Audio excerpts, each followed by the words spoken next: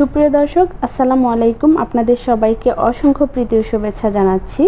প্রচণ্ড গরম পড়েছে, বাচ্চাদের তো রেগুলার বায়না চলতেই থাকে, এটা খাবো ওটা খাবো।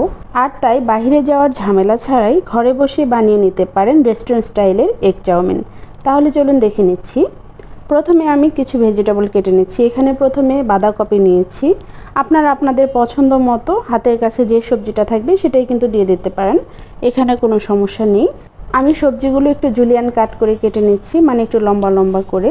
আর সবজি কাটতে কাটতে আপনাদের সাথে একটা কথা বলে নিচ্ছি, সেটা হচ্ছে যারা অলরেডি আমার চ্যানেলটি সাবস্ক্রাইব করেছেন এবং পেজ ফলো করেছেন তাদেরকে অসংখ্য ধন্যবাদ জানাচ্ছি। আর যারা করেননি প্লিজ আমার চ্যানেলটি সাবস্ক্রাইব করবেন এবং পেজটি ফলো করে রাখবেন। সবজিগুলো কেটে নেওয়া হয়ে গিয়েছে। আমি এখানে একটা চাউমিনের প্যাকেট নিয়েছি, এটা 500 গ্রামের প্যাকেট হবে। আপনারা আপনাদের পছন্দ মতো যে কোনো চাউমিনই নিতে পারেন। তারপর চুলায় আমি একটা প্যান দিয়ে দিচ্ছি, পানি ফুটিয়ে নিয়েছি। আর এখানে 1 চা চামচ দিয়ে দিলাম তেল এবং 1 চা চামচ দিয়ে দিলাম লবণ। তারপর পানিটা যখন টকবক করে ফুটতে থাকবে তখন আমি চাউমিনটা দিয়ে দিচ্ছি। এই চাউমিনটা কিন্তু সেদ্ধ হতে একটু সময় বেশি লাগে, সেই জন্য আমি মিডিয়াম আঁচে 10 মিনিটের মতো সেদ্ধ করব। যখন দেখব যে এটা অনেকটাই নরম হয়ে গিয়েছে তখন আমি এটা স্ট্রেন করে নিচ্ছি। তারপর আমি চুলায় আবারও একটা প্যান দিয়ে দিচ্ছি। এখানে আমি হাফ কাপের মতো রেগুলার তেল দিয়ে দিলাম, আর 2টা দিয়ে দিচ্ছি ডিম, আর দিয়ে দিচ্ছি চিমটি পরিমাণের লবণ। তারপর আমি একটু ভেজে নিচ্ছি, ভেজে নিয়ে তারপর উঠিয়ে নিব।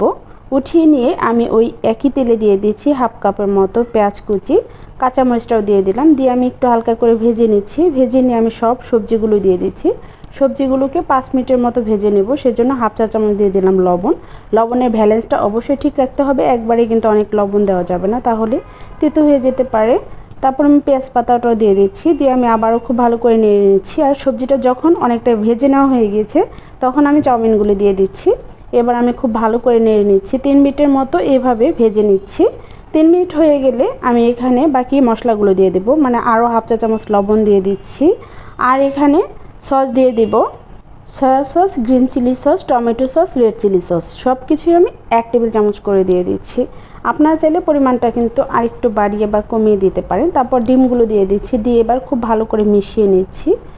1 মিনিটের মতো এইভাবে মিশিয়ে নিচ্ছি। আর চুলার আঁচটা কিন্তু এই সময় মিডিয়াম হাই আছে। তারপর নামানোর আগে দিয়ে দিচ্ছি ধনিয়া পাতা কুচি। আপনাদের হাতের কাছে থাকলে দিবেন, না থাকলে না দিবেন, কোনো সমস্যা নেই। এবার আমি চুলাটা বন্ধ করে দিচ্ছি, নামিয়ে সার্ভ করে নিচ্ছি। এই চাউমিনটা খেতে ভীষণ মজার হয়, একদম রেস্টুরেন্টের মতোই টেস্টি।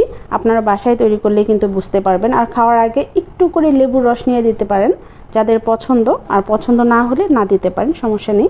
আর আমার আজকের এই চাউমিন রেসিপিটি আপনারা অবশ্যই বাসায় ট্রাই করবেন, তারপর কেমন লাগলো আমাকে জানাবেন। আপনাদের অসংখ্য ধন্যবাদ জানিয়ে বিদায় নিচ্ছি। আল্লাহ হাফেজ।